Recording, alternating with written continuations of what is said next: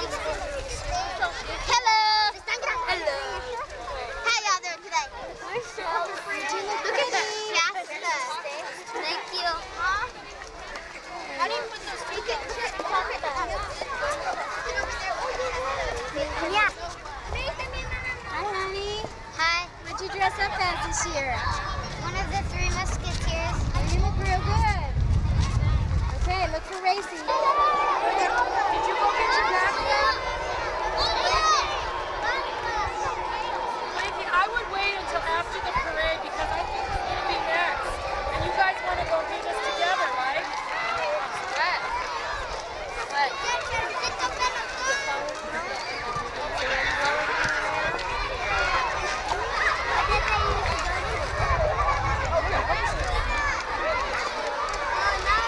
Stand the three together. Gracie, turn around, and Blakey. Blakey.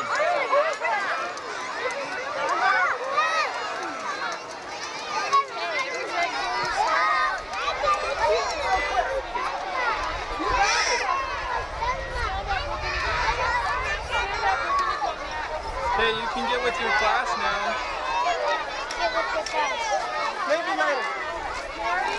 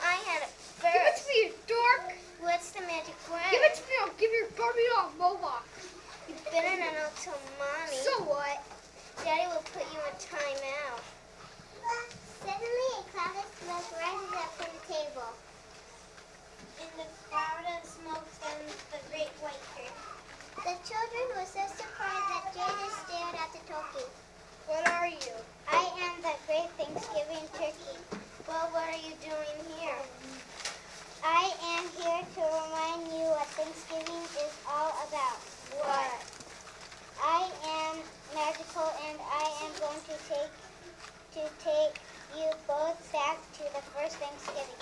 Now hold on my wings and follow me. The children hold hands with the turkey and walk back through time 300 years ago.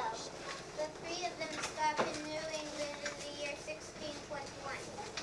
Where are we?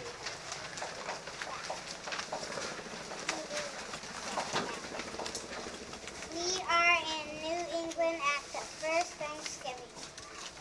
Who are those people? Those are pilgrims.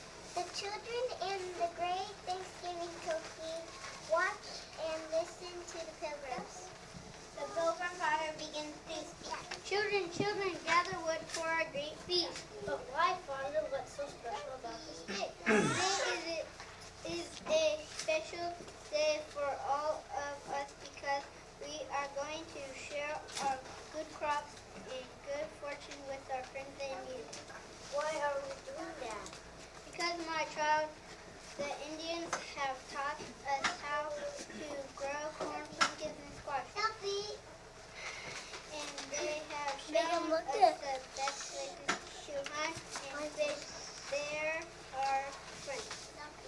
We're sharing our food with our friends because this meal is our way of saying thank you. Yes, my child, we will gather around the table to give thanks to everyone who made this feast possible. Do you want me to catch the turkey and kill it? Yes, son. Do you want me to help dig pie from the pumpkin and fix some corn and squash? Yes, daughter. We have much work to do before our Indian friends can and neighbors can sit down to eat. We have so much to be thankful for. The Smith children looked at the pilgrim children and smiled. The great Thanksgiving break takes them by the hand and gives them through time 300 years to their own year. Thank you, Mr. Turkey, for taking us to New England. I had forgot how special the first feast was and why we celebrate Thanksgiving each year. Thanksgiving is a day to give thanks for all the wonderful things we have, including our friends and family. Have a happy Thanksgiving. You too, Mr. Turkey. And to all the boys and girls in this room, have a happy Thanksgiving.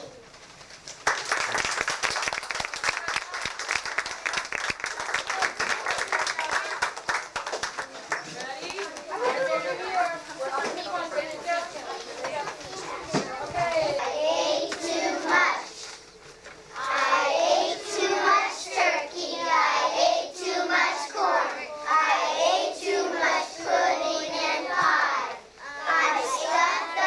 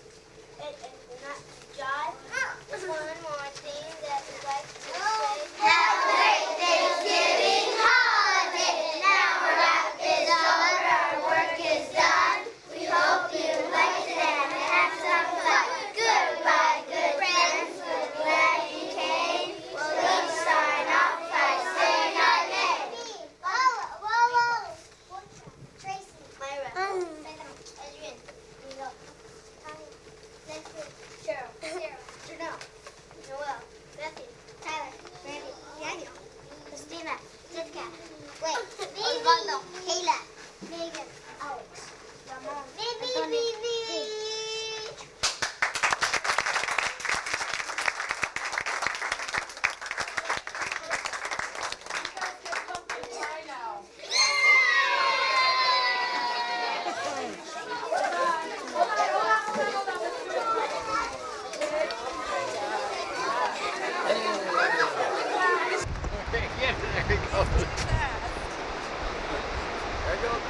Hey, Ray. Hi, Ray. Oh, darn it. He's pretty. Take a picture of this dog. Wait a minute. The dog's gonna go barreling off the cliff.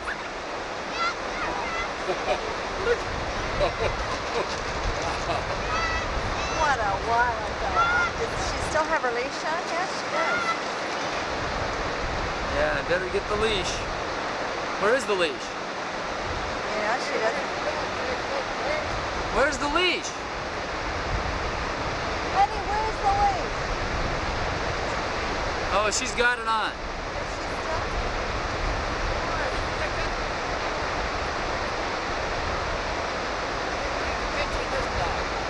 Come here, this dog here. I'm the doggy that barks. This is the doggy that smooches. Oh, Blakey went under the fence too. Okay, let's go down there. Good, that's safe. Want to get a ball? Roxy, look at this. See the ball? Go get it.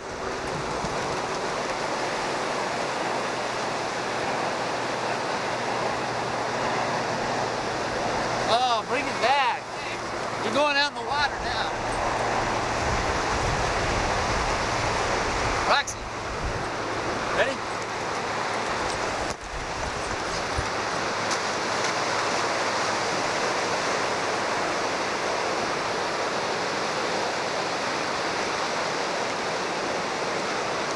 It's right over there.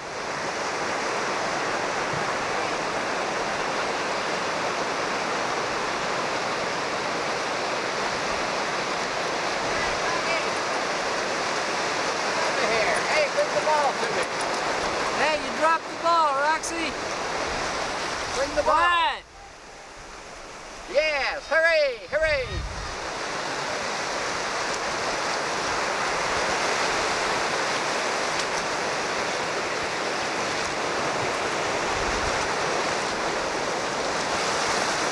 Roxy! Roxy!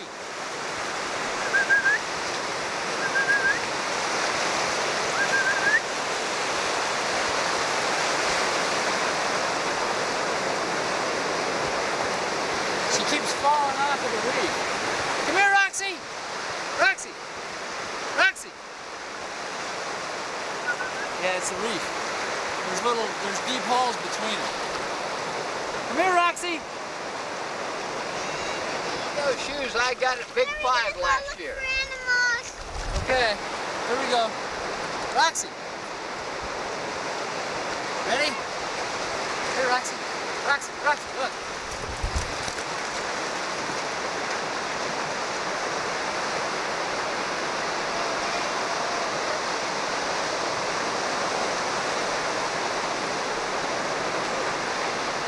They just naturally do it. We just trained her a little bit. You're just good like me, huh? Yeah. Smart like me. Good looking. Good doggy. Good doggy.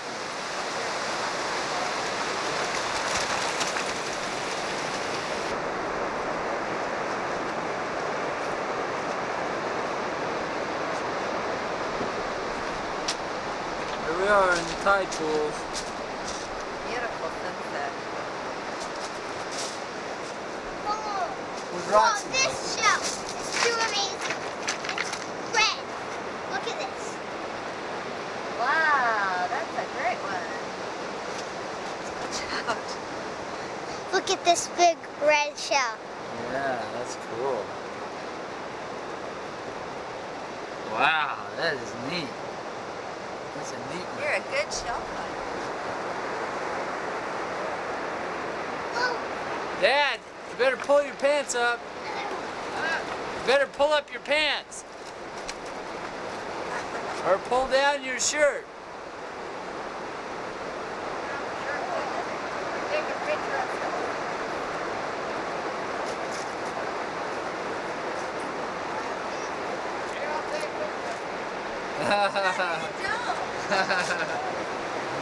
Oh, that's better. Underwater camera, huh, Blake? Yeah. Okay, here we go.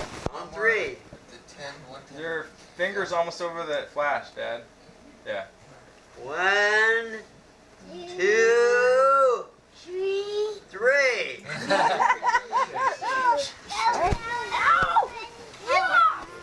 Hey, it's dark. Can't see it.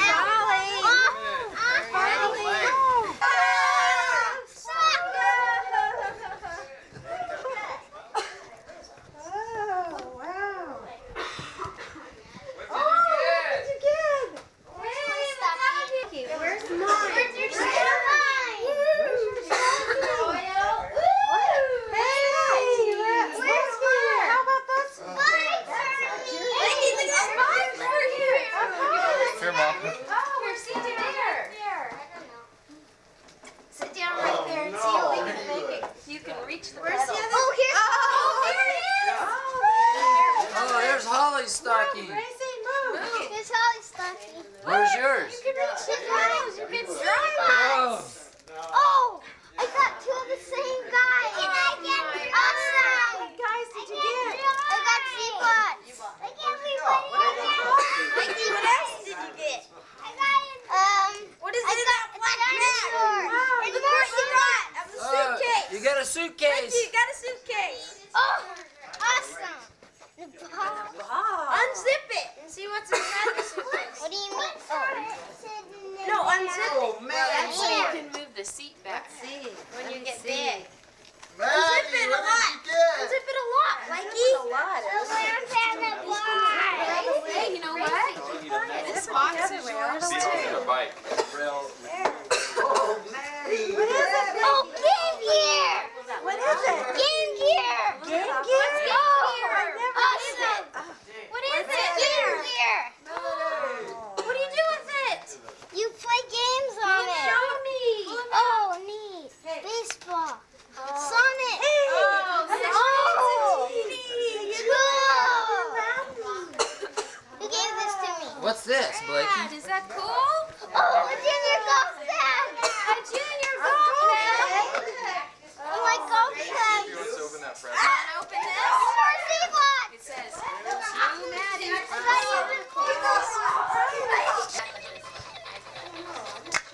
Boy, do you think Santa Claus was pretty good Hey, to you? Blakey, what are you doing? You know what? Oh, look what Santa brought me. Look up here and say, Merry Christmas. Hey, come here. You and Karen. Who, me? I don't like wheezing. I'm scared of the light rays on this.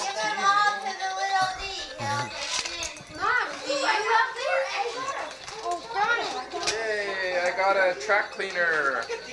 You want to see it? Okay. What do you Hey, have there? Blakey, let's see what this baseball's like. Like it. Yeah. Okay. Uh-oh, that guy. Maddie. Daddy's. Hey, Maddie, what's that pile there? What'd you get? Maddie, what's the pile of all those nuts for us? I got something to Maddie, shake my legs. what's all that stuff? Your goodies? Darn it. I thought that was an electric razor. Daddy, I got a ball. What was in that lamp? Oh, just kind of shaped neato for a woman. Here we are on the way up to Bryan Head. See the sign. Bryan Head. It snowed yesterday all day. We did a blizzard. We skied in a blizzard. Today it snowed all night. And today it is 8:35 on February 18th. And we're gonna get first tracks, me and Dave. The rest of the family is still home picking their butt. No, I think we'll edit that out. I think they're on the road, but we got up here fast. Almost ran out of gas. Okay, check out my window. Look to my son. Okay, let's save it How do I for. stop it? Well, push the runs. You can just let it run. Okay, now turn it on. Okay, we're there. Sparkly, no head on with the van.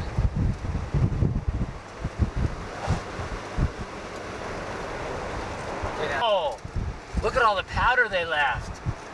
And then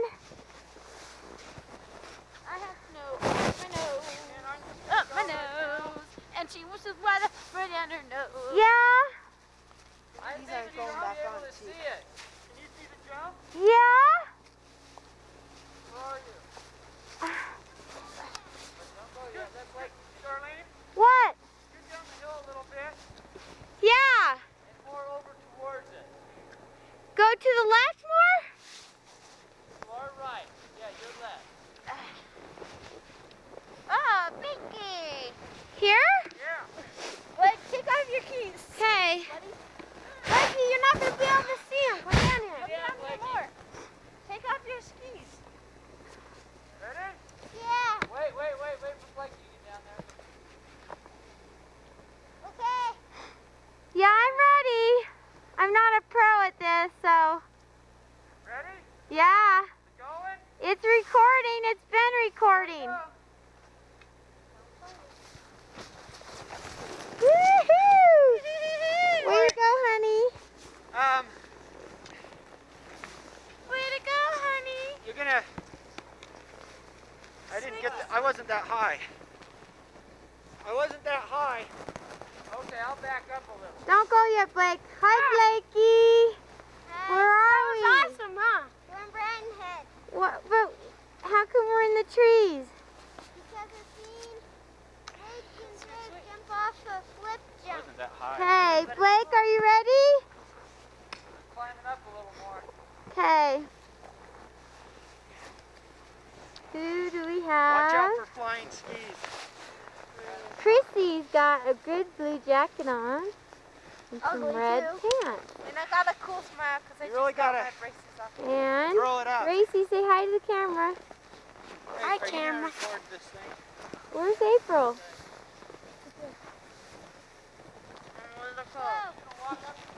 Yeah.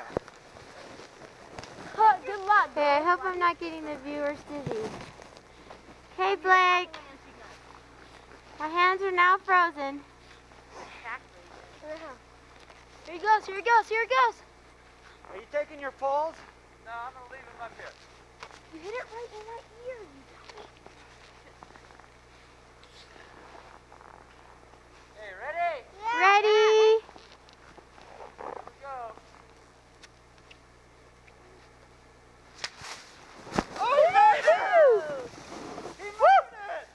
All right.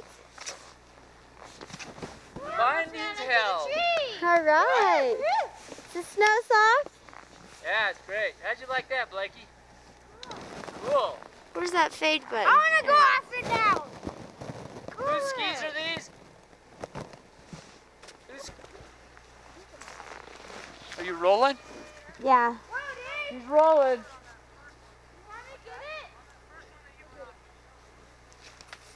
Woo! Oh, baby! Okay, Blake, it's your turn to go up again. I don't know if I'm going to walk up. Oh, don't be a baby. You going to walk up again, Dave? Yeah. Okay, I'll go one more. Racy, you go up and go off. I'm going up. Okay. You can go off to the side. I'll show you where to go. You want to ski down to the bottom by yourself? Okay, go ahead. Do you want to film me? Yeah, I'll film you. Rolling. Well, wait. Don't roll it yet. Okay. Rolling. Well, he's not ready yet.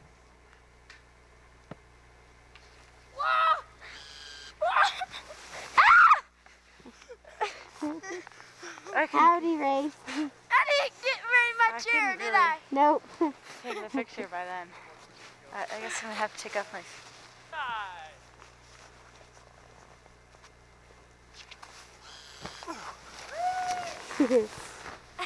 Into the tree. How did that look, Dave? Take 6.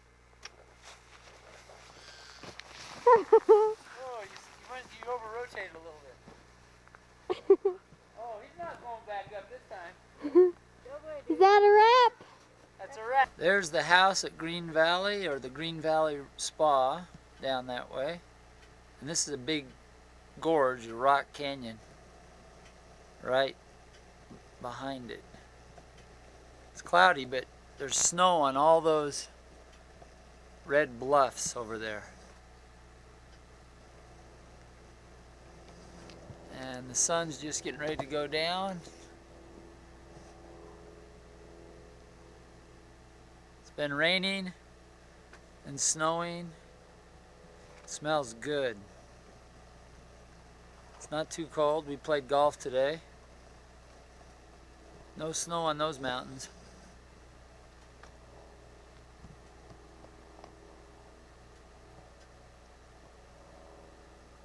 There is snow on that big one back there.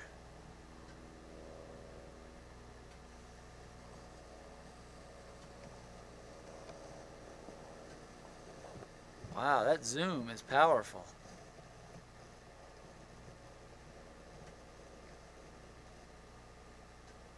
I beat Philip and David.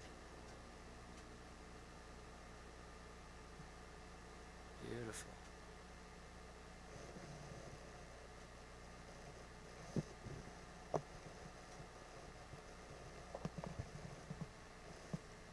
Oh, there's snow up there too.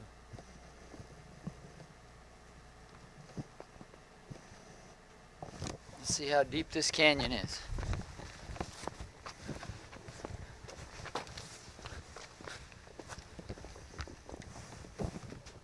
Little cactus and stuff are just starting to blossom. It's in February. It's going to be pretty good here in about a month. Real pretty.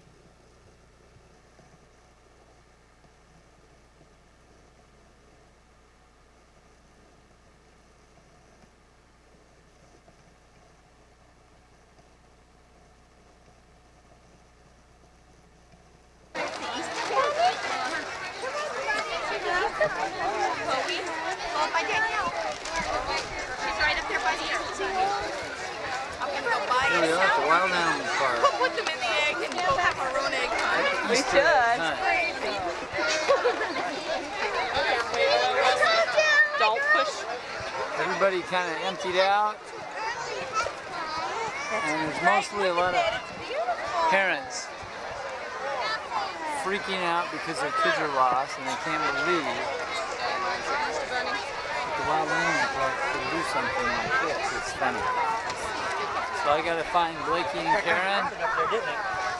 Probably at the butterfly. What are you doing, Blakey? Nothing. Are you freezing? We gotta get you a new robe. Oh, you're beautiful. Are you ready? Yeah. Look at that little heart balloon. It's Easter! Yay! Don't go sliding down, boo. Una. Where? Una. You are so smart. You notice Oh. everything. Dos. There. Then there. Boo, See, dos. Turn on the light so it'll focus.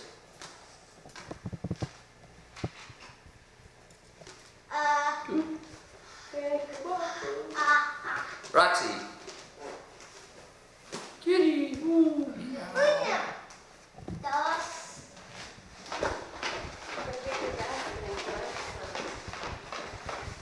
Okay. Oh, look at porcupine.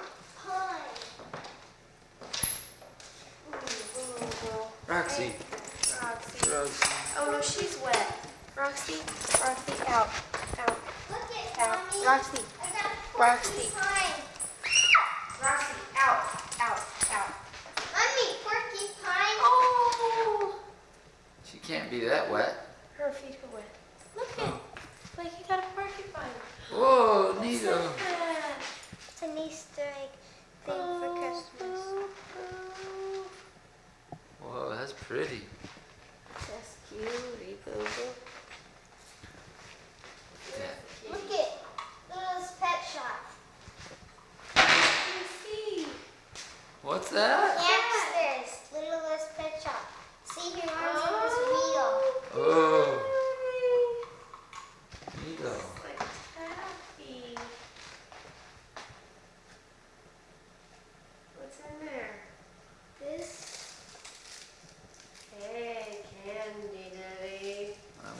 Candy.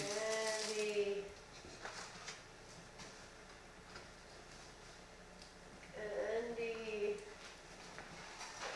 Oh, I love these. Ooh, I hate those things.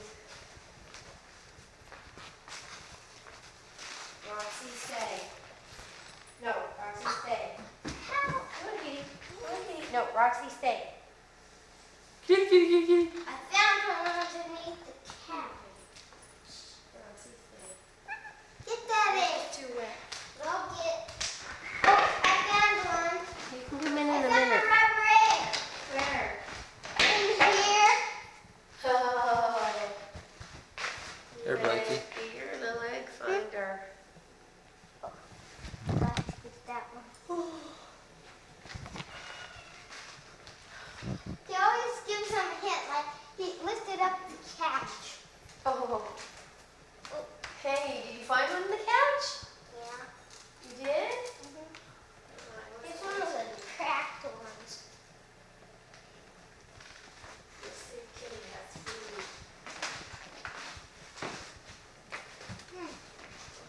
I'm trying for some here.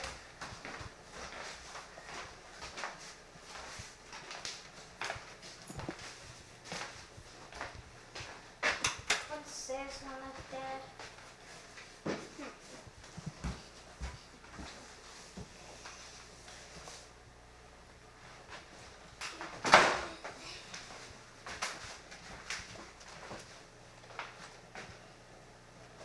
Do you have an egg in your hand? Oh, okay.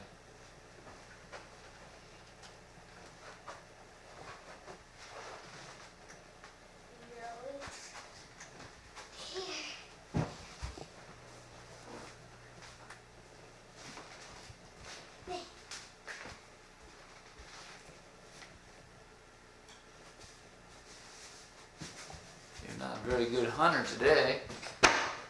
How come? Oh, Oh, I remember when there was one up there.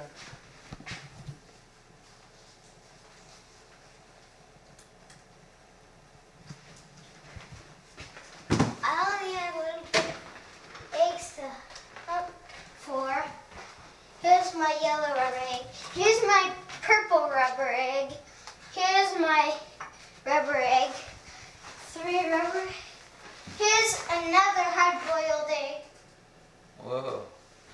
Water in here. One me. I found 4 in the bathroom. You did? Yeah. Oh, found another one.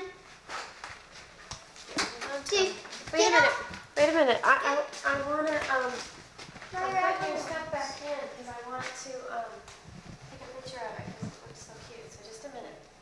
Just set them on the hearth.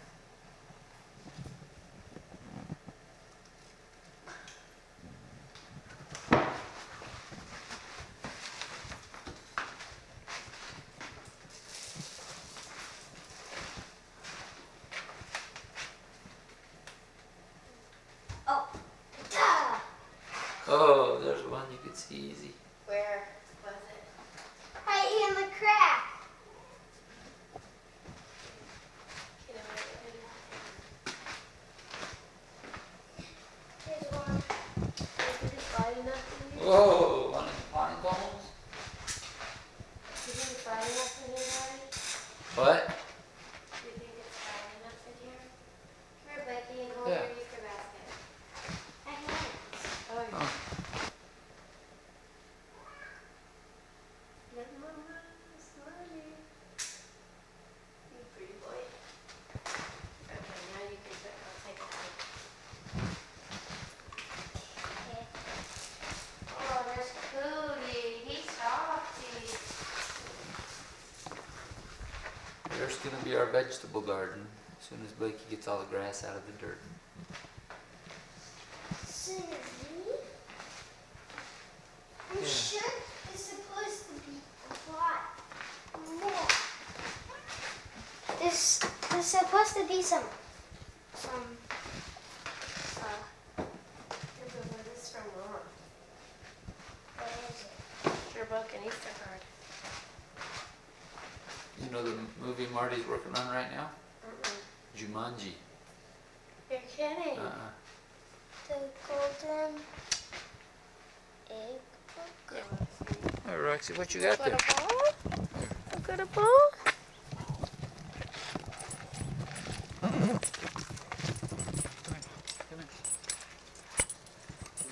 You got it, Karen? Open up there, Roxy. Okay, ready? Come over here, Karen.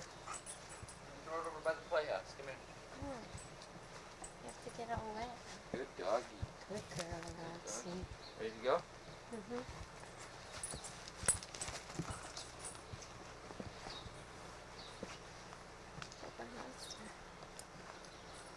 Come on, Roxy. Back. Bring it back. Good girl. Okay. Drop it. Good girl. Drop it. She's still working on I'm going to dropping. go right over by the hammock, okay? Ready?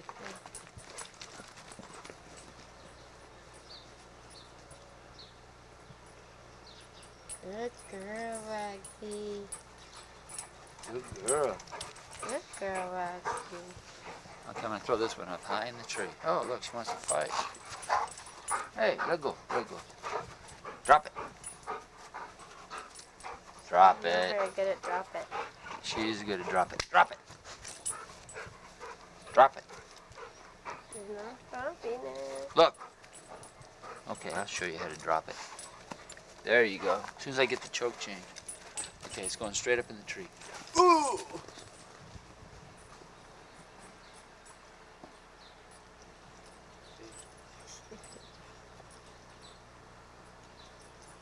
Good girl. Girl, just a pretty girl. Okay, cut. I cut the grass yesterday, first time. There's some of our garden. These are all gonna be big and blossoming sometime. There's the rototiller. Roxy, come here. Give me that ball. There we go.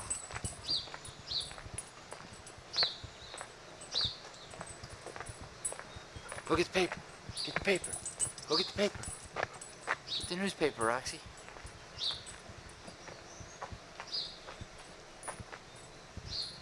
Come on. Get the newspaper. Get the newspaper. Come here. Come here. Come here. Come here. Get the newspaper. Get the newspaper. Pick it up. Pick up the newspaper. Get the newspaper. Oh, you think I get spank you too much when you get the paper? Okay.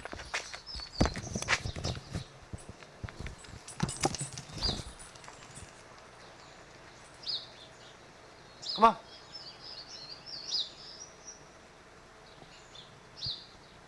Got the camera. Okay. Show us what kind are whose, Blakey. Jeff found one in the garden. What? Blakey, tell us whose or what. Okay, that's Jeffrey's. What? Jeffrey's are solid, right? Yeah. Come here, Blakey. Tell us what the other ones are. Oh my. Okay, Mitchell's are. You can't tell me. Mitchell's are speckled, I guess. Is that what you call those? Mitchell's are speckled, yeah. Mitchell's are speckled. What about Natalie's? What about Natalie's? What are hers? Hers are clear. Clear. Oh, hers are clear speckled. The speckly clear, but you can see through them. Right, Nanny girl? Look all over the place. I found two together. Two of your own? Your own? Yeah. Oh, Blakey, I should have hit yours harder. Where? Oh my head! Look at that one up there. How in the heck am I gonna get that? Look at that one up. Oh my heck! That's way up there, huh?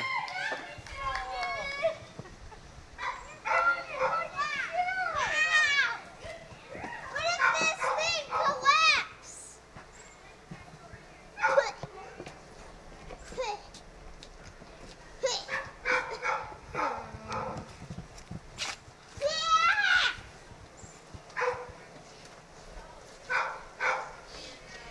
I hope it doesn't fall.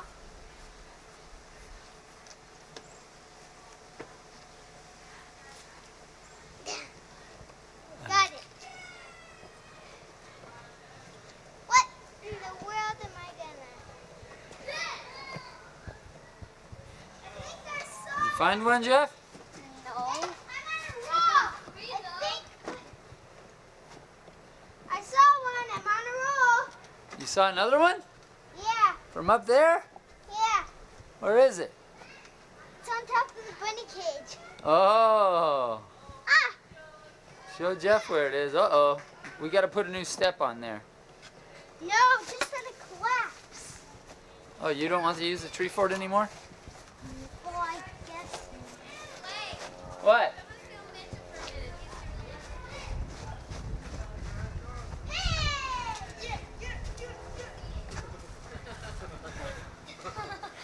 What did Mitchell find? A garage door opener. Oh boy, whose was that? It's not ours. Oh, Mitchell. Blakey hit the other kid's eggs. I don't even know where any more of his are. So you just really have to help him look. Good job, Mitchell, man. Well, let's see.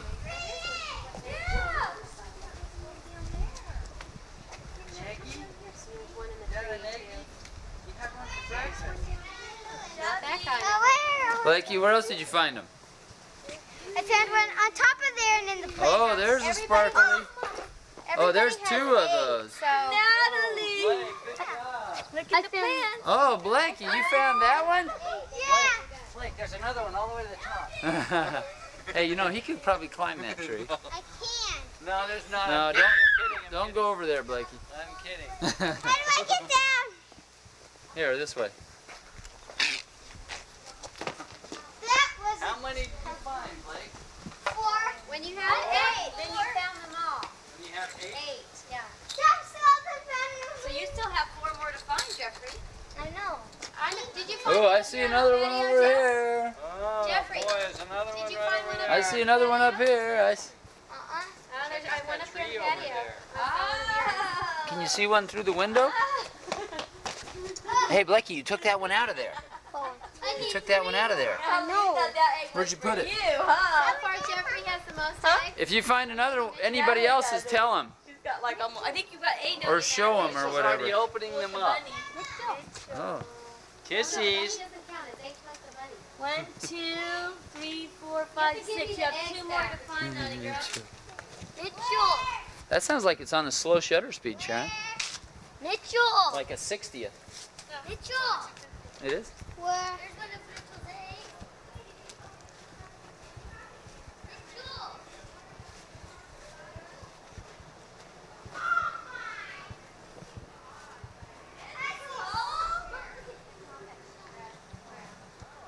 You see some, Blakey? I saw some of Jeffrey's. Jeff, see that one? Oh yeah. And then I'll tell you another one. I saw one of Jeffrey's. It's really hard though. You're never gonna find it. Can I let Roxy go, Karen?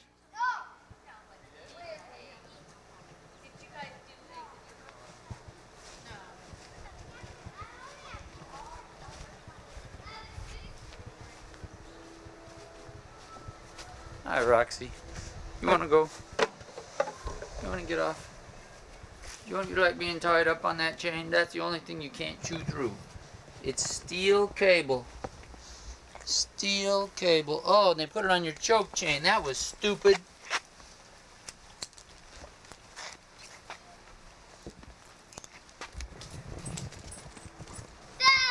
No, Rob. Roxy, don't jump up.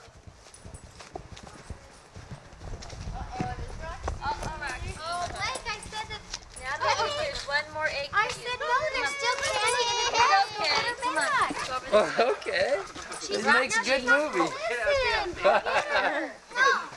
Go get her. She gets a little hyper when she's tied up. Come on, Roxy. She's go. Come on, Roxy. She's gonna be over there. There's one for Mitchell. There's another Mitchell egg. Oh, Roxy. Hey, come here, Roxy. No, oh, he's got the Oh, chocolate. brother. He's got the chocolate out of the egg. Got one of Mitchell's eggs. Come here. You don't know the code yet? Can't you figure that out? Here, Roxy, come here. Look, Roxy.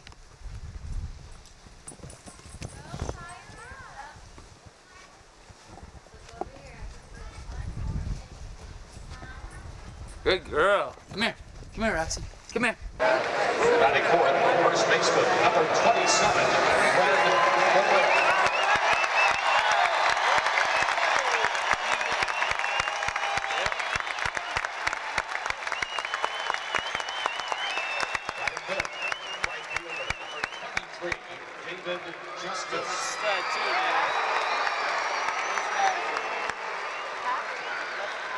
Well, the Padres aren't in their league anymore. Division, rather.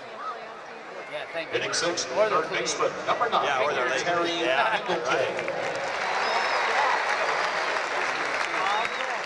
yeah.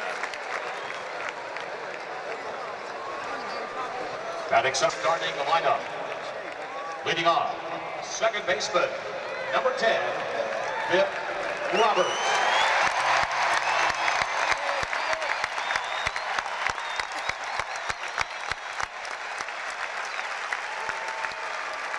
Batting second, shortstop, number 7, Ricky Gutierrez.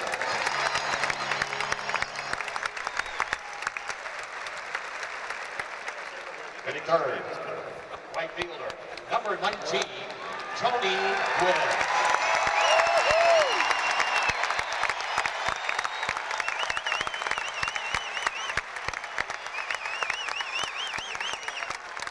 Batting fourth, left fielder, number 24, Bill Lantier.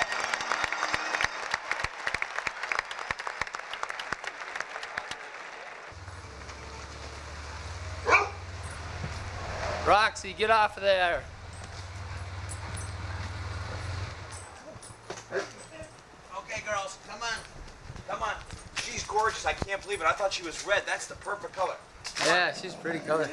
Oh. Let's see what happens. She's huge. Flip her. They want to play tennis. We got to take her to the beach because she's got an infection on her back and she's scratching her hair off. Is the beach good for her? I think the beach will drown whatever the bug bites are, like fleas or whatever. Oh, See? boy, I hope mine. Oh, I don't want mine to get that. Well, it's just fleas. It's infected flea bites. Sammy, you're all girls. Roxy, a girl? Yeah. Come on. Oh, Sammy's afraid. Look at little Sammy. Flipper, look at Roxy. Which one's Sammy? Roxy's huge. How old is she? 1. No, she's not 1 yet. She's just 1 now. I think she's 1. Roxy, be quiet. I haven't taken enough videos of Roxy. I never do. I never do it. Gorgeous. Come on, Roxy. That's the perfect color. I'll show you what I did before we go to the beach real quick. Did your doctor look at that, or you're just guessing what it is? No, it went. She went to the doctor and she's on amoxicillin. He said it could be a lot of different stuff, but I think it's infected bug bites. Is it contagious? No, it's just like a mosquito bite. It's a flea bite. Come here, Roxy. Look, I plowed this all up. I was just gonna make a garden right here. Here's my garden. Corn, tomatoes, cherry and San Diego variety, carrots, beets. Get out of there, Roxy. Come here. I ran out of boards. How do you get Watermelon, squash, cucumbers, peas. How did you pick this area right here? Because it's sunny in the morning and in the afternoon, and it's not in the front yard. Okay, I got a lot of balls. Oh yeah. Your dog Have good him at this? chase the ball. Watch, Throw it right watch up this, there. Watch this, watch this. Watch this. This is Tanya Harding and Nancy Kerrigan. Okay. Come here, Flipper. Throw it here. Flipper throws it back. Throw it, Flip. Wow. Now watch this. Sammy. Watch triple axle. Whoa. Come on, triple axle. We got a Chesapeake over here that can jump 6 feet. Come on. You get that? Yeah. Can she jump? Yes. Come here. Sammy, Hey, come here. get out of there. Come Get here, out come of the here. garden. Sammy, come here. Here, throw it to Drop. him. Drop. Her Watch, sister. Watch. Pick it up, Flipper. Oh, yeah, she throws it. Pick it up. Pick it up. Throw it here. Oh, Throw my it here, gosh. All right. In the air, Flip. Whoa. Here, let me do that again. Here, drop, Sammy. Drop. Pick it up, Flip. Toss it here. All right. You catch that Whoa, toss? that's amazing. Flip, in the air. Come on. Well, I got to get farther away. Incredible. So good, you can't believe it. Flip, in the air. Catch it. Do it again. I'm not catching it. I just about got it that time. Just about got it. Whoa! I got that one. Go, Roxy. Go get him. Go get him. Okay. Nancy Kerrigan. Nancy, come on, triple axel. Triple axel. Triple axel. Good. Whoa. That's great. Drop. Drop. In the air. Oh, you fumbled that one. Okay, now I'm going to just do the dog. Okay, hit it up, and I'll just show the dog. What do you want me to do? Kind of Get it up in the air, and I'll just keep it on the dog and watch her catch it. Oh, she can't do it when the film's on.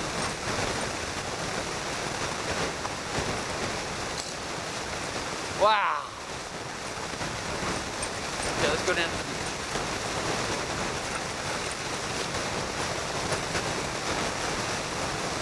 Let's get Roxy count.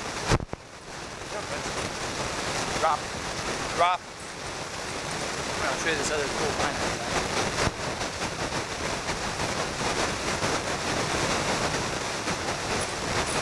Oh, I got a whole bunch of them.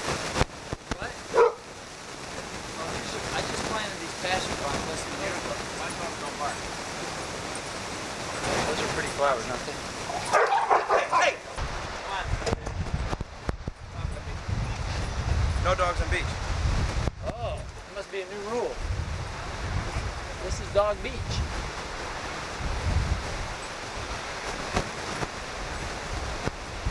They don't work on Sunday, do they?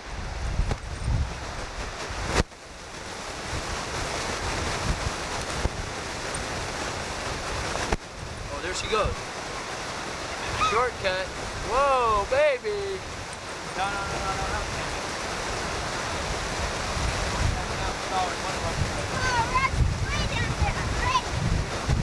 Come here, Roxy. Come here, Roxy.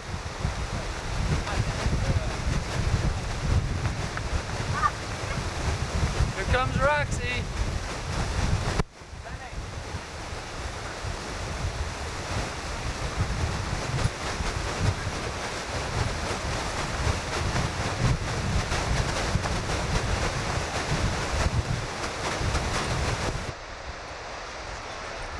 Yeah.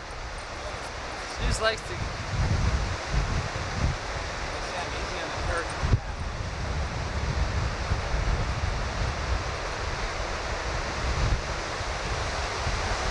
How's the surf? You taking the shortcut?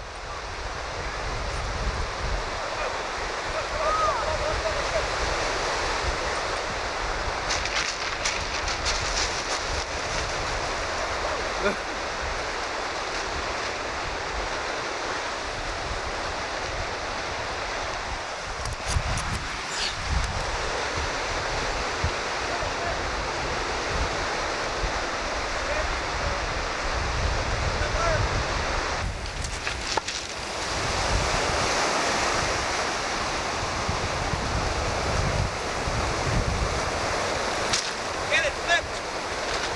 Watch the wave. Get it, Sandy. Good girl. Get it flipped.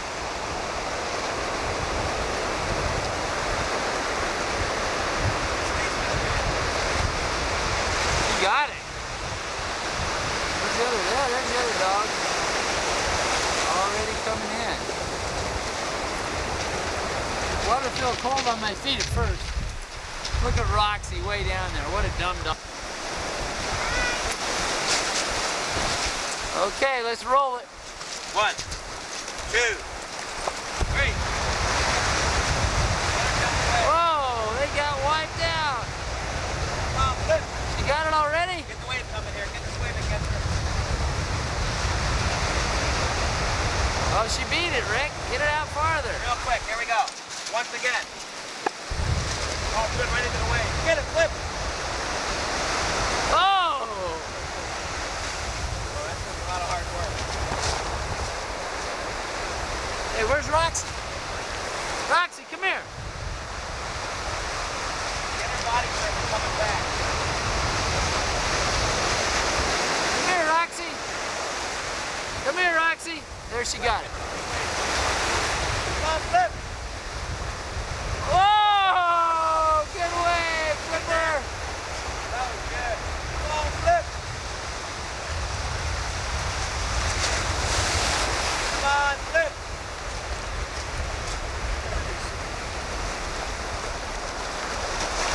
just beat that one. Come here, Roxy. Come here. Come here, Roxy.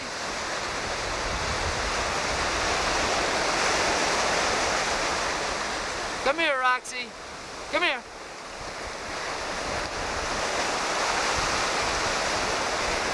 Come here, Roxy.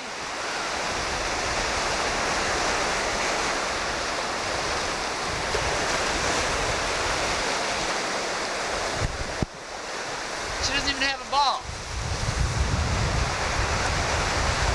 Roxy. Roxy. Roxy.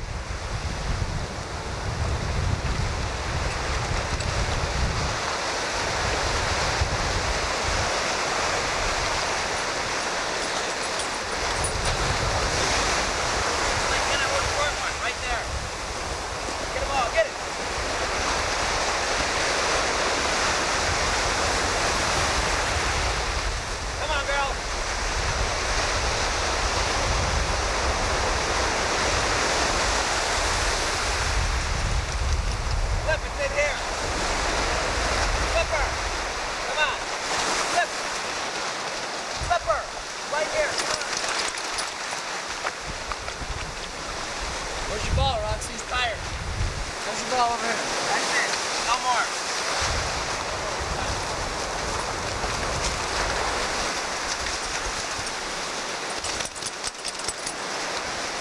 Hey, quit getting salt water on the camera. You get there with the three of them were there?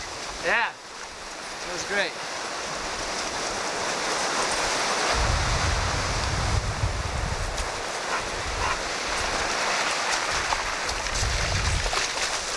Are you going for it, Roxy? Check it out? Yeah. Okay, ready, go. See, it's between Philip and Blake, look at Blake. Philip runner-up. and Wasn't working, Blake. Blake. Blake, don't you have to have a No hats allowed, Peter. Johnny's got the best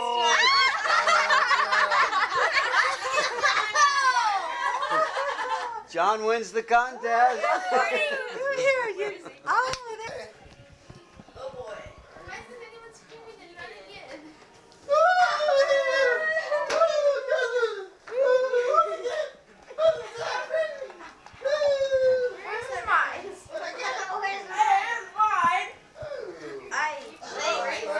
We don't have our socks, Blakey.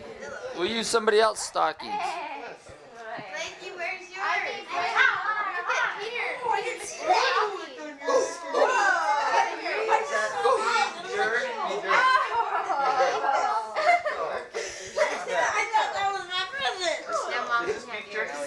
Holy cow, where'd you get this? I gave you David's stocking. I put it out. This is awesome. And a football team. Oh, football team, just like the one you drew. Chargers. Chargers. That's cool. Where's the headphones? That's Mommy, Linda. Hey, you got bacon. Try it on, Blakey. Try it on, Blakey. Alright. What size? What the size of that noggin is inside? Oh, a charger one. Look at me, Blakey. I even drew that on this thing. Oh, boy. I got your shirts. That's Candy and John, here's your stocking. Wow. Oh, bacon. Candy and Bacon, bacon, bacon. That smells like bacon. Like bacon. What is this? Candy socks. Oh, the bears. Tinker Toys. Tinker toys. Cool. Blakey, whose charger helmet did you think that was when you walked in here? Racy's or something? Let me see. You're the only one that wanted a helmet. Look what Santa brought me. What is that? It's about time you brought home Number the bacon. 17. Calendar. Oh. Who is 17? I love I don't know. Dad, who's number 17? I love these things. Is that the Sports Illustrated swimsuit calendar? You know what Yeah. we can get? John got bacon. We can get those letters that you had on your sticky letters and put them on the back, they say Baxter. Put on your helmet now. Blakey Dean. Is that what you want to say on the back? Baxter? Or your nickname? Baxter right here. Okay. Baxter Meister. All right. Now growl. Roar. Oh, you look just like a charger to me. Whoa. Throw the ball up. See if you can catch it. Sit down. Right No, underhanded. Take it. Oh. All right. Go Chargers. Here, I'll throw you in. Hey. Go. Don't stop. Ready? Oh, good catch. Okay. Let's take our pick. Oh, You think you're on the Rolling Stones? I don't want to do with this one. There's only a couple left. You want to put your Christmas hat on? Hey, put the dog. She has one. She has one. Santa Claus hat. Oh, she does? Yeah. No, Should I put it on her? There's not a picture. You can take her picture. You've never looked better, Karen. We're all going to stand right there? Over here. Come on, Dad. Blake's taking the picture. Stand in front. Blake, There you go, Philip. He's Blake, you can be in one. Yeah, because he has this Bacon. Done. He looks cute. Blake, you can be in one. Grandma, come on. Yeah, just one. Blake is bacon. Okay. Janet Peter over here, so you can get it. No, actually, no. Yeah. Are you? That's good. Here's a little skinhead. We want to hear John's replay of this morning's Is this thing on? Bob, wife's right here. economics. Hey, get out of here, Roxy. I'm gonna hide. Do a replay of the woman's way to save money. Blake, Okay. Blake, take a snapshot. We're all cameras right here. Blake, take a Karen, come on snapshot. over here. Blake, hurry up. I like motion A pictures. glamour girl like Karen, you should be in there. a picture. Hey, take a picture of Karen. Don't you want any kissing in this? It's a movie. Blake, just want you to take a picture with the camera. Ooh, man, what is that you're eating? No, I'm model for you. My 3. You take it after. In front with your finger. Halfway and then all the way. Taste. April? What? Wait, Dad, what are you doing? What? More gloves? My bread. More gloves. That's over there. From who? Mom got them. From Mom. Me. Those are for riding Where your the bike. ones did you get? Yeah, what? I thought you opened them already. Oh, wait, double pair.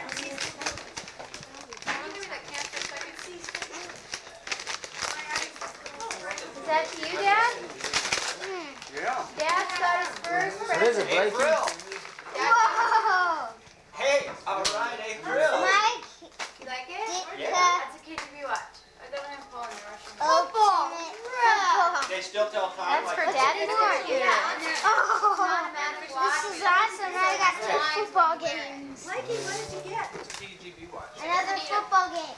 On your computer? Who's that from, Dad? Yeah. Santa.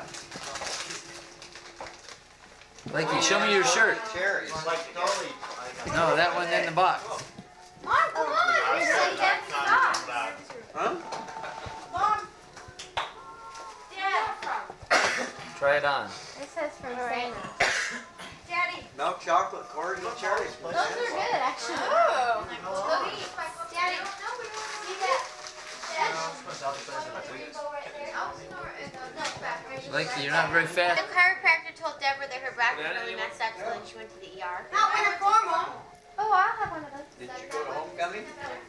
I don't see What time is it, Blake? No. I already had one. I brought 2. 10 to 12. You did the same thing.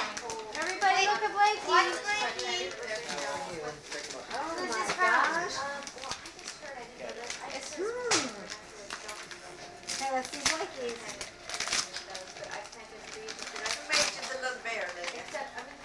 Racy, isn't it gorgeous? She didn't make a mistake. Let me see. Go, John. Did you see Racy's little box? Is it another one? Let's see.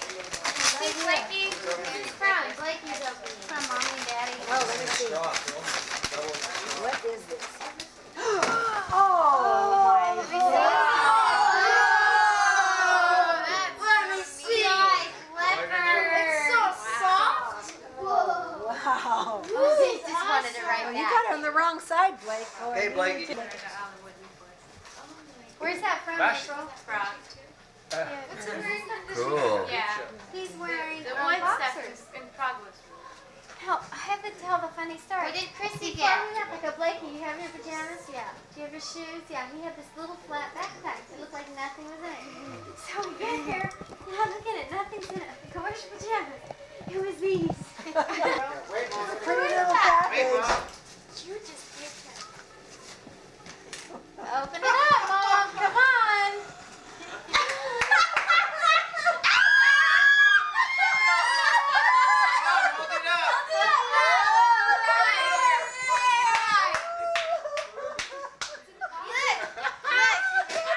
She can remove the Velcro. So that when I'm doing the dishes, I can wear an apron. He always says, put on your apron. Okay, who wants to demonstrate it? No, Blakey, not you. Look, it even has the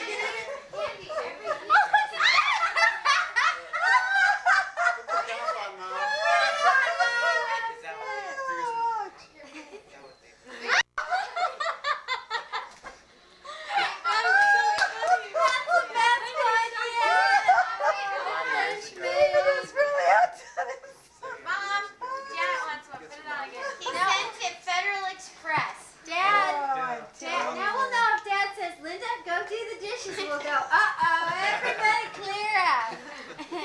That's so cute. Everybody needs a maid. Does that meet with your approval, Ruth? Okay, we gotta go. What's Save the receipt. No, Mom's wearing it. Pass it on to somebody. Let me else. Mom's wearing. Is that The You can down do the flat. dishes. And it even has one of these.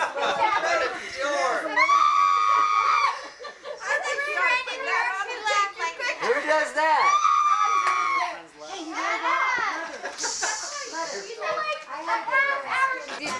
Yeah, yeah. Gracie, hurry up. What do you want Okay, to check? ready? Ready? We can only get so bad. Does that have sense? Oh, let's really Ready? go. Okay, go. Go through it once.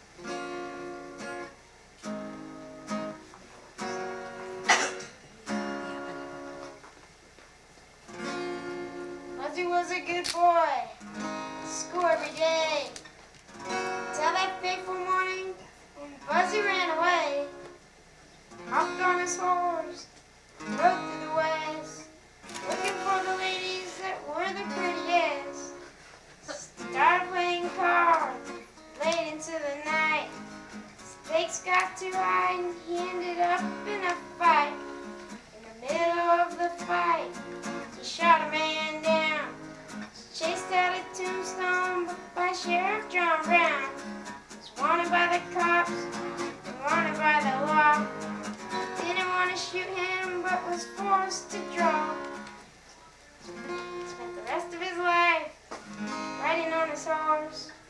Only welcomed by the sunset's open doors.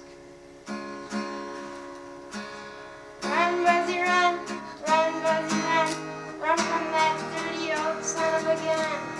Run, Buzzy, run, run, Buzzy, run, run from that dirty old son of a gun. Buzzy, unplugged. Buzzy, unplugged. Buzzy, I think we're getting better. Yeah. Who's Buzzy, I Racing? need a picture straight on here. I thought Blakey was Buzzy. No, he was the first Buzzy. Sing your second one. Okay, Christmas song. Hey, Christmas Timmy, one. did you get that guitar this morning? No, this is Peter's actually. And he's giving it over to me. They're kind of liking it though. Most times. It comes back You ready? to me. I'll go with my intro.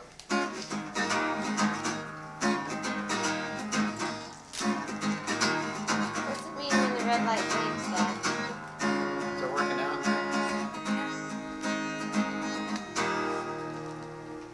Christmas morning, got out of bed, and I remembered what Santa said. When boys are bad, they have to pay. Back getting cold on Christmas Day.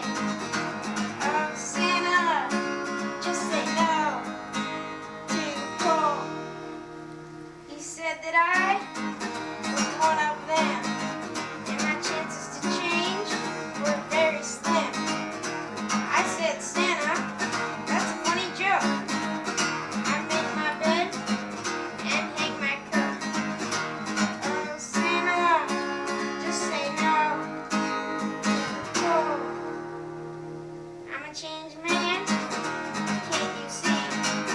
May not be nice, but I ain't naughty. Oh, Santa, just say no to cold.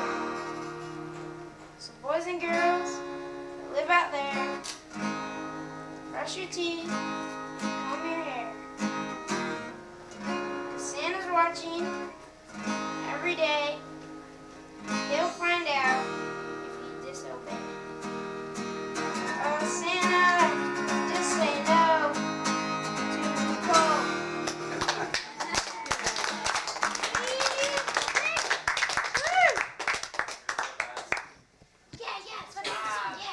I have to give you just one other experience he had. He made homemade ice cream First in in Italy. Oh. oh, gelato, huh? Oh, yeah. Can you Before still do gelato. that? Here, thank you. That's the best ice cream in the world now. Well, I was walking down in our barracks. Where we slept was here, but where we ate was down there. So we walked down the street, and I could see that this was probably a delicatessen shop of some kind. It was closed. One day they came by and they had it opened up, and I went in there, and here's this beautiful marble counter, and looked over here, and here's a hole about this big in the counter. And I looked down in there, and here's a big container with a post in the middle, metal post. And I said, this fellow was staying there, I said, is this an ice cream freezer? Yes. And I said, would you freeze me some ice cream if I brought the stuff to freeze? He said, sure. So, Here he goes. We went to this Trading his cigarettes outfit, getting the sugar, getting them canned milk, the eggs. We put all that stuff together and mixed it up, and we took it down there and he froze it. And I tell you, we really ate ice cream. That was true. So that was the beginning. Every week we had ice cream after that. Did he tell you what ingredients to get? What? His mother made ice cream for years. He got the ingredients. Oh, He knew what to get. We ate ice cream every Sunday. Whoa, you had this down pat. My dad sat on that end of the table. As soon as we'd At get home, home we had ice cream. from church, we'd fire up the ice cream freezer. And by the time Mother had the food on the table, the ice cream would be all frozen. So we'd sit right there beside my dad, and it was a big 6-quart freezer. Oh, it was more than 6 quarts. It was a big freezer. Oh, Anyway, after we were satisfied with eating, why then we started passing the ice cream around. And they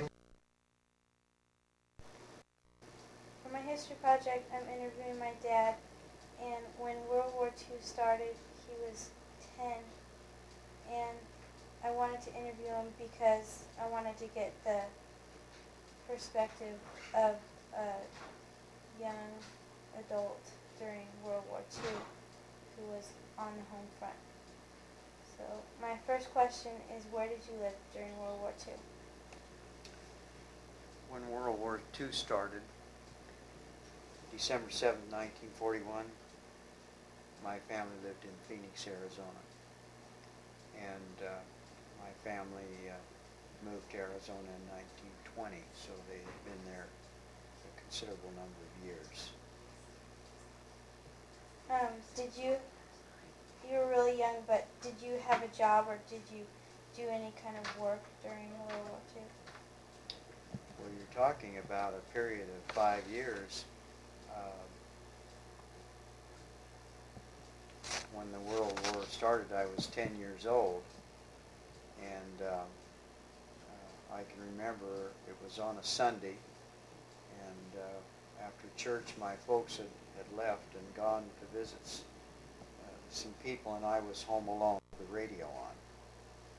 And we had an old RCA Victor radio and phonograph, and the radio was on, and I remember hearing the announcement, and it was announced over and over again, and about every 15 minutes the radio... This is the Columbia State Park.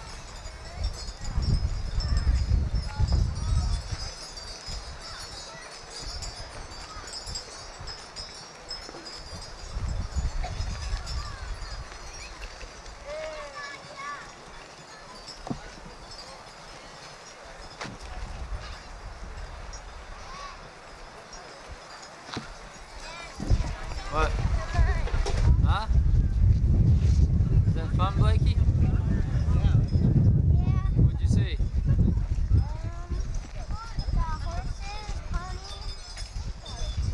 Pony, huh? Lots of them running.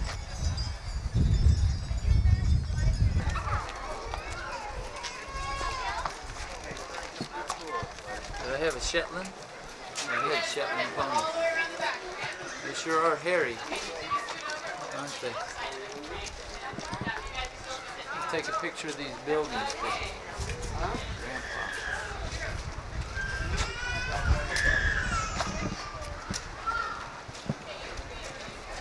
Backlight compensation. So you can see. These are brick. You probably don't want to build anything out of bricks.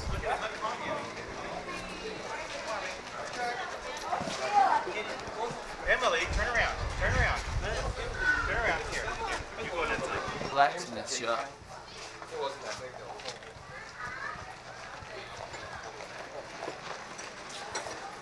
General repair.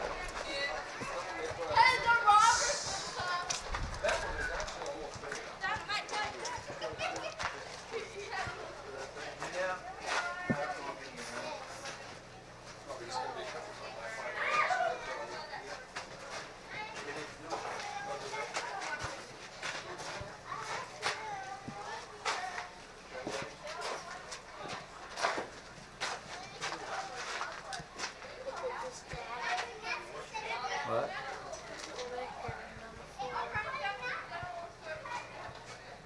Ooh, neat.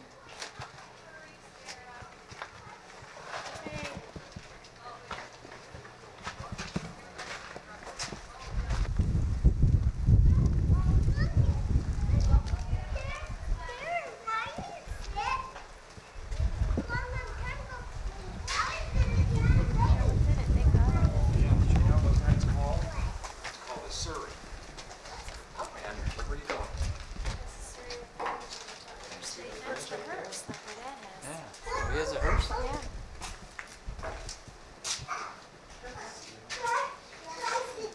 There's the Surrey with the fringe on top. That's why they have this here so people can't get in there.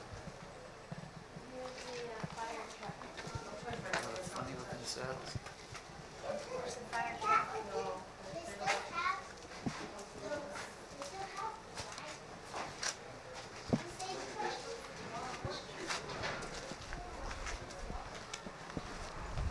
I want you to come and film in this place there. There's a bathroom like the one I used. There's a cradle. It's because of the dark. There's the gold showing the mother lode.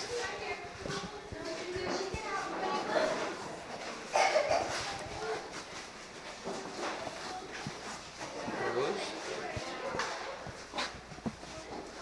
A lot of old artifacts. A little flume.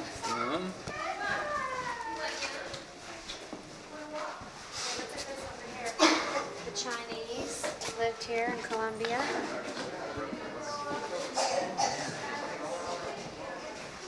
Brown stuff. Scales.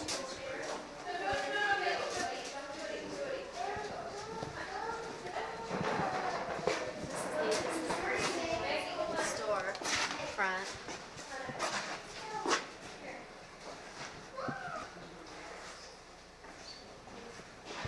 That's pretty good. It's got a pan and a shovel and a pot, a coffee pot. A bottle of whiskey, a rifle and a pistol, and shot for his gun, powder and a knife, and watches and pocket knives and shaving cups, and guns. I don't know what the name of this river is, but it's big. Big for California. Big bridge over it. There's Karen and Blakey and our snowboards. We're going to Lake Tahoe. Wow. There's a lot of snow. We're near Kirkwood. And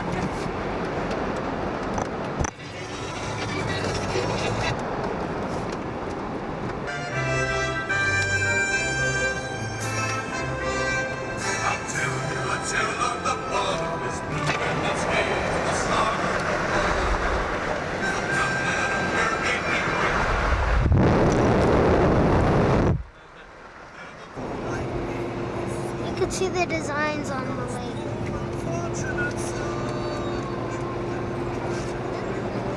we just passed Kirkwood. We are at Donner's Ski Ranch on April 13th, the last day of our trip. And it snowed last night. How many feet, Thomas? A foot. A foot at the bottom, 2 feet at the top. And we just snowboarded our brains out. Nailed these runs, untracked fresh powder. It's incredible. Blakey tried it in the half pipe over there. With the flat light, you probably can't see the half pipe. Let's see if we can get any skiers while we're on the lift.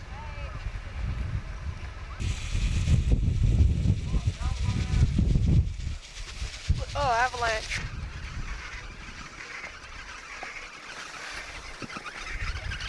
There's the lake. Go!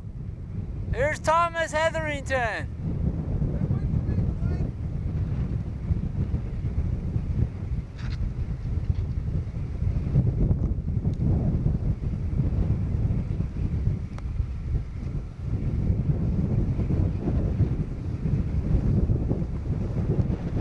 Hey, go!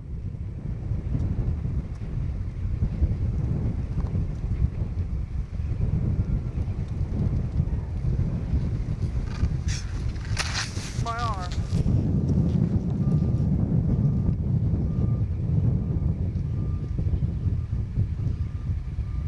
Looking good, Tom. There's the beautiful lake.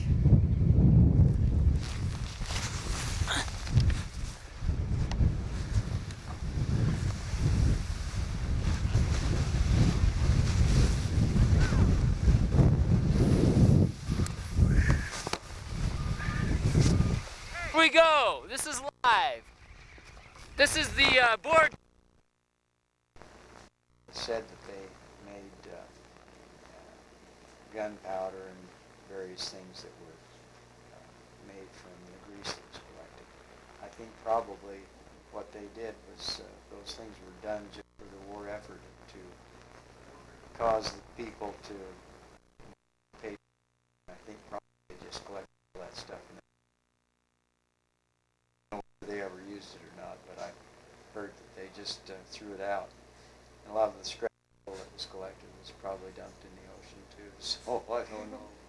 Well, But gasoline was rationed, and there were you had a various type of ration book depending on your priority. They had A stamps, B stamps, C stamps, and certain people had priority to gas stamps. So like a minister had priority. He was classified as an A, and he got an A booklet, and that entitled you to more gallons of gasoline for an A stamp than you could get with a C stamp.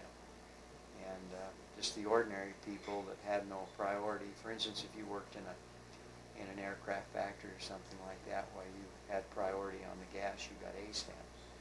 And so we would save our stamps, and when we wanted to go on a little trip or a little vacation, why, you had to save up your gas stamps, because if you got over to California and didn't have any stamps, you couldn't get back. And there were no cars. You couldn't buy cars. There were no cars made from the end of 1941. You could not buy new cars anymore, and the first new cars didn't come out until 1946. So there was a period of 5 years in there where you couldn't buy cars. There were no new cars. So you had to take real good care of your car, and you had to make the gasoline stamps go as far as you could.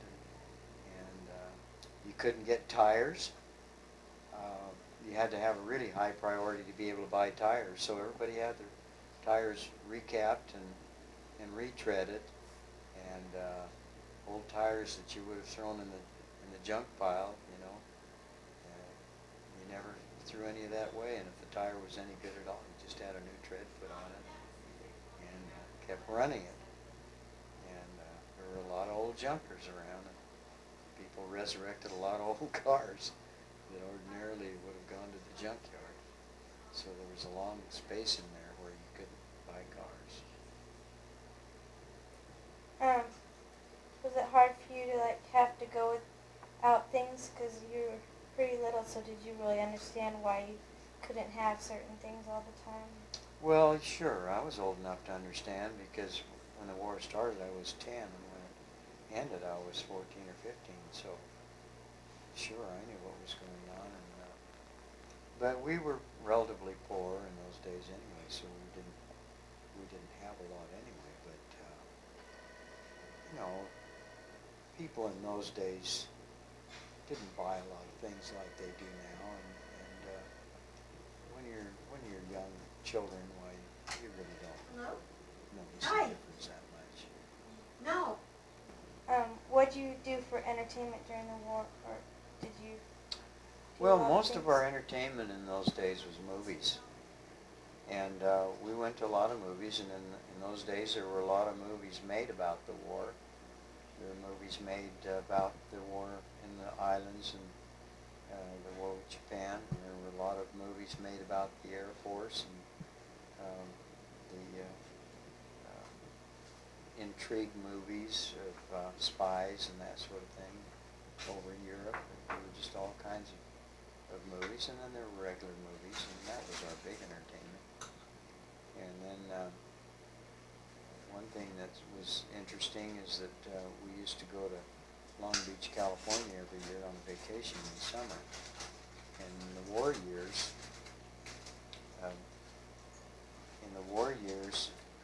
those coastal towns were all blacked out. And what that means is that as soon as it started to get dark, everybody had to pull down their shades, and they had special shades that were called blackout shades.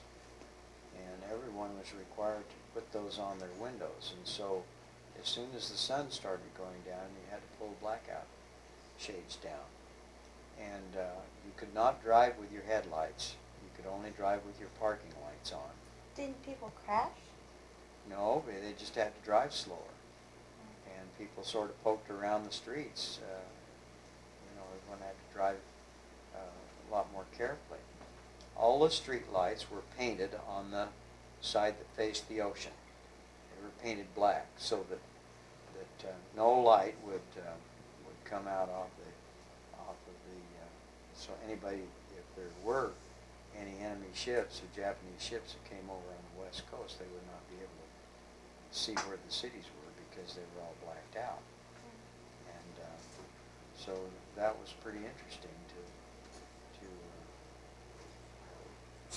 to live in a city on the coast to see the precautions that had to be taken. And if you disobeyed those rules, there were big fines. So and everybody was worried because they were right on the coast there, and because of the Japanese situation, why they were very careful. So after Pearl Harbor, a lot of people thought that the coast of California was going to get bombed also? They were very fearful for at least the first year or so after that was a definite possibility. When the United States got involved in the war, were most Americans good-spirited that it was going to be over soon, or how was the morale? Everybody during that period of time was very patriotic. They bought war bonds, and they did some of the things that I've already mentioned.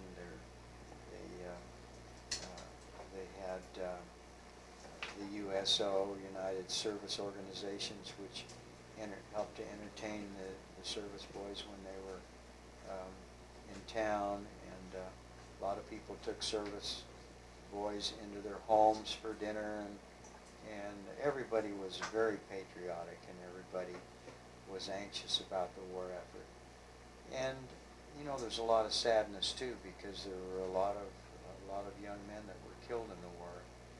And I can remember growing up in the church in Phoenix. In the church, we had a flag that was up in the front of the church on the wall, and the flag was sort of a banner on a gold bar with like gold ropes that held it. And it had stars on it, and every time one of the boys in the church went in the service, why, there was just another star placed on that flag. And then when boys were killed, the stars were taken off, and a gold star was replaced with a gold star. And a lot of boys lost their lives, and it was a sad time, and that made people even more patriotic, because they wanted to end the war, and people did everything they could to help the war effort. And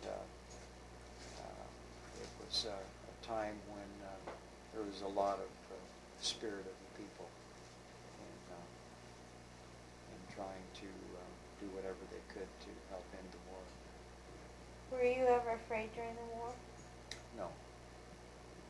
No, I guess thinking back, there were times when I was afraid. Maybe it was not as much fear as it was sadness, because I remember how difficult it was when we would get word back about one of the boys in our church that had been killed. The Bishop Stoll's son was a navigator on a bomber, and he was shot down over Germany on an air raid. And another one of the boys was a pilot of the bomber, A.B. Angle, young man, and he was shot down over Germany. He lost his life, and there were many others in our church that were lost. And those were times when everybody was sad, and I guess probably sort of scared the kids a little bit when those things happened. Were you scared? Maybe did you ever get letters from Uncle Blaine about it? Well, we got letters, but we didn't get them very often, and they were not allowed to talk about the war. All the mail was censored, and so they couldn't tell where they were, or anything about what they were doing, or where they were, what they were doing, or what was going on. Do you think maybe that's another reason why people were so good-spirited, because they weren't really getting that much bad stuff sent through the mail? Well, you have to remember that they were getting a lot of bad stuff because the war was in the headlines every day. I mean, the headlines of the papers, everybody followed the progress of the war in detail through the papers. It's just that when the letters came, there was no detail. All those letters were censored. When we wrote letters, they went to certain ports. Our mail for overseas to my brother Blaine went to San Francisco, and they had certain numbers that you used, and all that mail was sent to San Francisco, and then it was censored and then sent out to the various ships, the Navy ships, or wherever your relatives were and where the mail went to. But nobody knew where those letters were going, except to the bureau in San Francisco, and then in accordance with the numbers, they knew where to send the mail.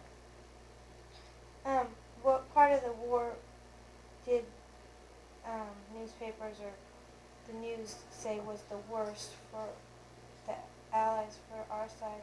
What was the worst part of it? Well, there were actually two wars going on. There was a war that we were carrying on with the Japanese in the Pacific, and then we were carrying on a war with the Allies in Germany, or over in Europe. And so the papers were full of information, and the news, and kept everybody up to date on what was happening. They printed the casualties, how many were killed, how many planes were shot down, and so on. And this was in the paper every day, on a daily bases. Like, what time did, or what year did we start, maybe, I guess, things were on our side. We started, I guess you could say, winning most. Was that more towards the very end, or? No, I think the war started going our way in probably the late part of 1942, and the turning point in the Japanese situation was in 1942 with the battles in the Pacific, the battle of the ships in Midway and the Coral Sea battles, and that was sort of the turning point in the war effort in the Pacific.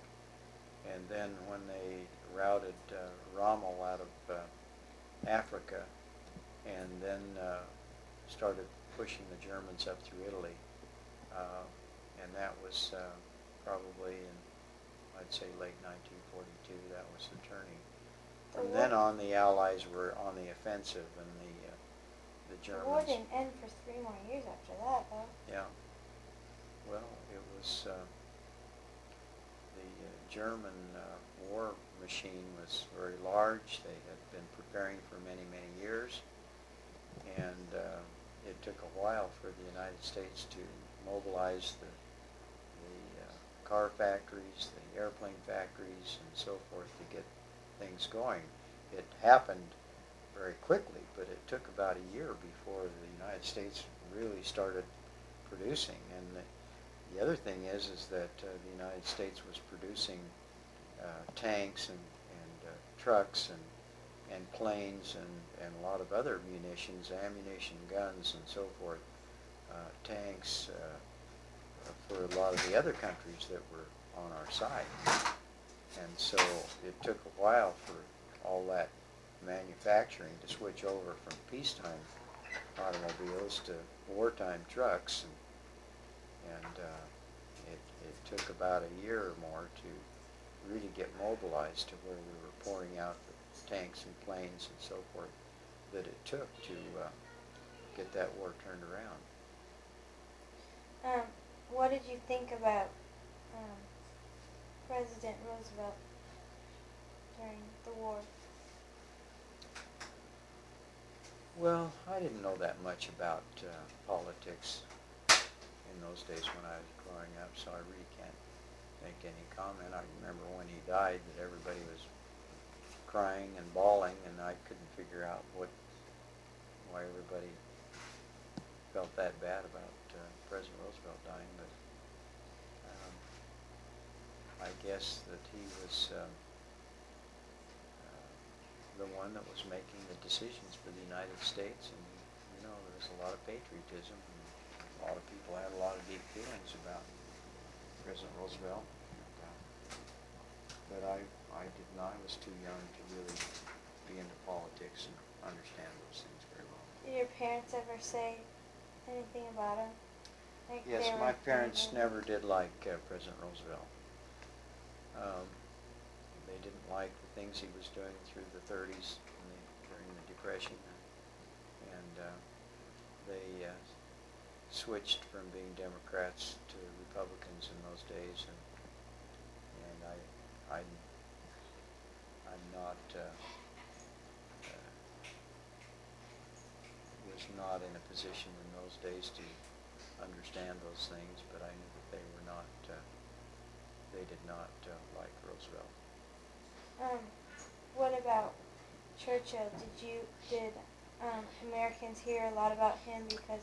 Americans heard a lot about Churchill, and Americans generally felt that Churchill was a great man and a great leader in England, and I think Americans on the whole thought he was probably one of the great men of the world.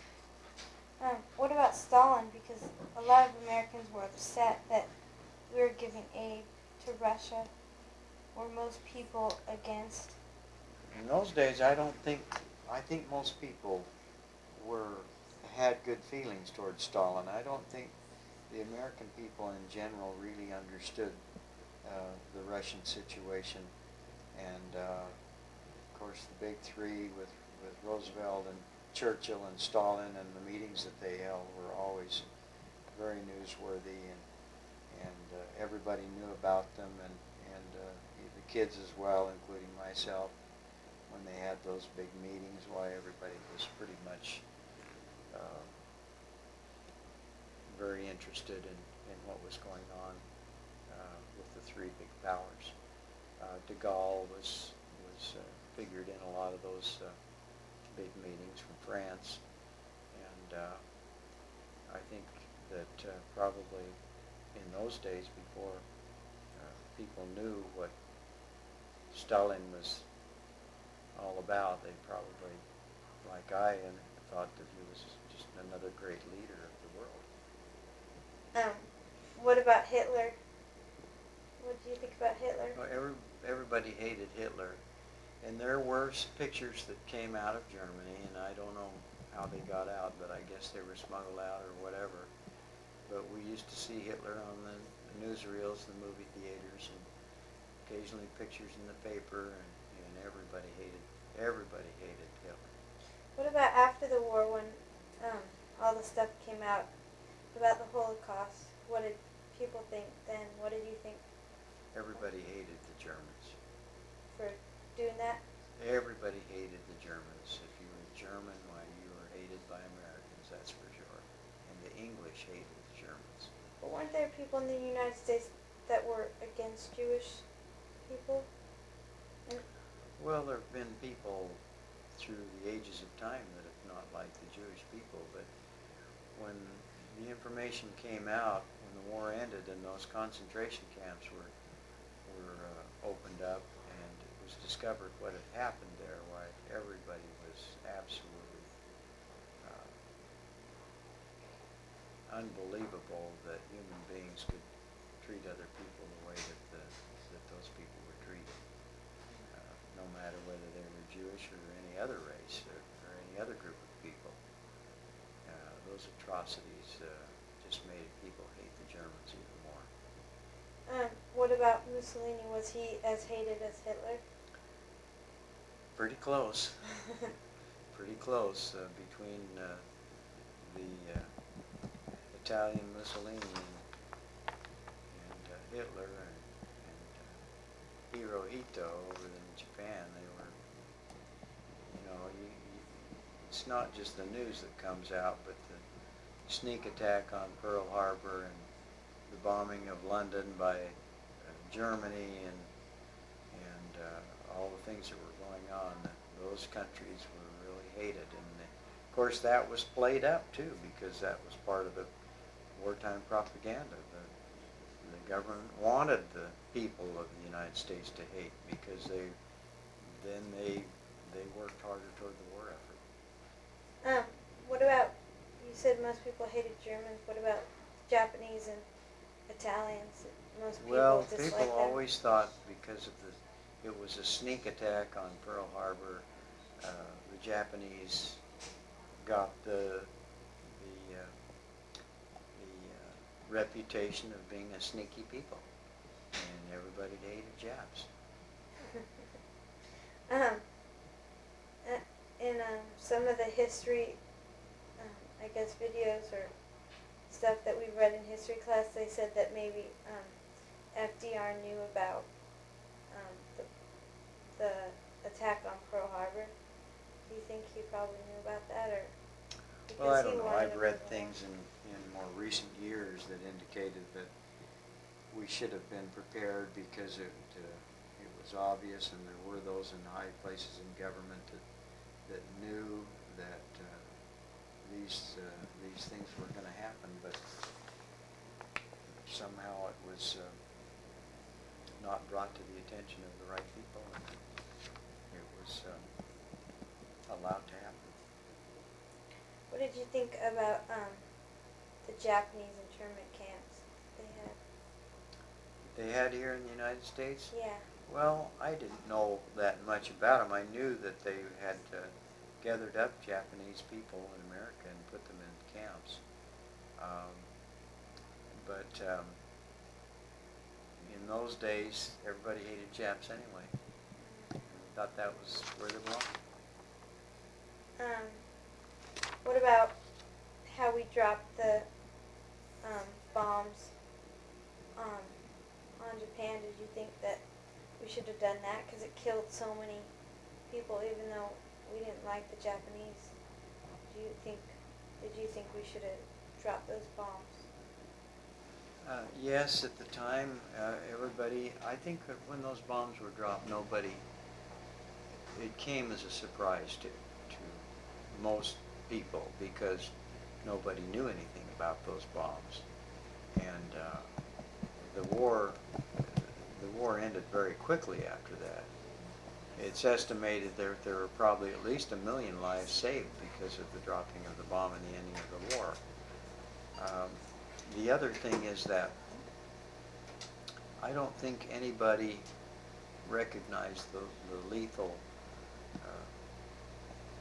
aspects of those bombs, except those who, of course, experimented with them and developed them. They knew the power of them, but the ordinary person had no concept. And when the first pictures came back of how it leveled those cities, that came as a very much of a surprise. It was hard to believe that one bomb could level a whole city like that. And the other thing is too that you have to remember that the people were warned. They flew over Nagasaki and Hiroshima with planes, and they dropped leaflets for many days warning the people that they better either end the war, and the Japanese government was warned that if they didn't end the war and surrender immediately, that they were going to have a catastrophe. And so they dropped the first bomb, and then they were warned again, and they would not surrender. And so they went through the same process again with the Nagasaki, and whichever one was first, the second one, and so they dropped the second bomb. And when that happened, it was a matter of days, because they knew the next target probably would be Tokyo. And when they saw the destruction caused by those two atomic blasts, why, they knew that there was no hope, and so they surrendered right away. I think in the long run, it's unfortunate. Naturally, nobody likes to see those things happen, and especially the number of people that were killed and the number of injuries and burns that were caused and radiation effects. But in those days, I don't think people really understood the long-term radiation effects from those things. And but the people had warning. We didn't start the war. They started the war, and it was important that it end as soon as possible. And I think over the long run, it probably certainly saved the lives of a lot of our young men. So nobody likes those things, but I think under the circumstances of the times, that it was the right thing to do. You said you remembered hearing about the attack on Pearl Harbor. Do you remember what you were doing or where you were when you heard about D-Day? D-Day? Yes, we were in Long Beach on a little vacation, and we were in an apartment down near the Pike in Long Beach, and I remember it very well. Everybody was celebrating, everybody was yelling and tooting horns, and I remember I went out, I was 14 or 15, and 14 years old, and we went down to the Pike, and everybody was running around celebrating, and all the sailors were getting drunk, and everybody was yelling and happy, and the whole town was very, very excited when the end of the war came. Do you remember about what you were doing when you heard that FDR died. I was in school. I remember that when the word came, and if I remember right, I was in the 8th grade,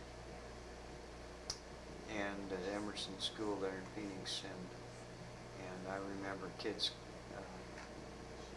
coming to school. I remember kids in the school that were all upset, were crying, and I remember I couldn't figure out, why everybody would be crying. That's where I was when I first heard about it. Is there anything? That was in 1944. Is there anything now that you think differently about than you thought back then? Any of your opinions that have changed over the years? Well, when you're 10 to 14 years of age, you don't have a lot of opinions about things. Those are the early years when kids don't really. I think probably kids nowadays are more informed than kids were in those days. I remember being concerned about my brothers and other relatives that were in the war, but as far as opinions and feelings about things, yes, they've changed, of course, because in those days as kids, we all hated the Germans, we hated the Japs, we hated the Italians and so on. And that was just a part of the times, part of the war times. And that's the way kids were. Kids would probably react the same way today. But over the years, as you mature and have greater understanding, you recognize the fact that it's not the people in general, but the leaders of the people that are the perpetrators of these kind of things. And so just because a person is Japanese, you don't hate the dirty Japs like you did when you were 13. That was just a part of the war. And when you grow up, you recognize that it's not the people that are all bad, it's the leaders that cause the problem. So those kind of opinions change with maturity. Did you ever wish you could fight in the war since both your brothers did? Yes, I was always very unhappy because I was too young to go to war. I always wanted to. Wished I was older so that I wanted to be a fighter pilot. And I couldn't wait for the time when I was old enough that I could go in the Air Force and learn to be a pilot. That was my ambition. But I bet you're glad now that you didn't have to. But when the boys went off to war, I can remember when my brother went on the train. He had a lot of his high school buddies that were with him, and they were very excited. They were off on a big adventure. They were only 18 years old, and that's how old you had to be. You got drafted when you're 18. But as soon as they finished high school or turned 18, now you could go into some of the services would take you when you were 17 if you volunteered. But if you were not in the service, if you didn't volunteer, when you turned 18, you're drafted. And they took you in. So most of the kids joined, and a lot of them were, I would say the big majority of them were excited to go. They wanted to be a part of the war effort. And, when you're young like that, you never think you're going to get killed. So it was an exciting thing. I remember my brother and his friends leaving on that train. They were all excited and raring to go. And it was an exciting time, and I shared in that. I wished I could have gone. Thanks, Dad. It's up in the foothills of the Sierras, but there's still palm trees. This is the gold rush country along Highway 49. You'll see Main Street. Dr. Alexander wants to get some ideas for some Western building.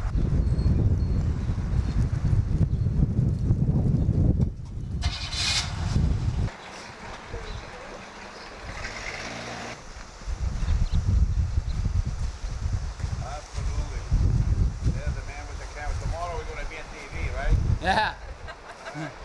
What channel is that? No, it's the Sierra Ski Ranch channel.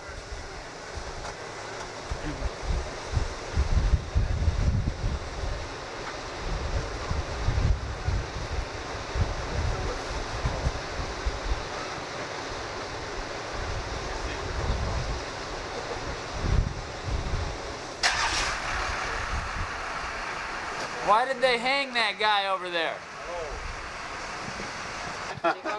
There you go. We are Italian. Oh yeah. Who else come from Pennsylvania, huh? Okay, there we go. You got money over here. Who's that? Yours? Yeah, that's for his bio. Oh, Right here. okay. There we go. Look. Roll your sleeves up, honey. You scoop it right, yeah, roll your sleeve up. There you go. Scoop it up just like this. Look. Get a good screw. Alright. And you concentrate. Put some water in there. Look at the same thing that I do. Get some water, okay?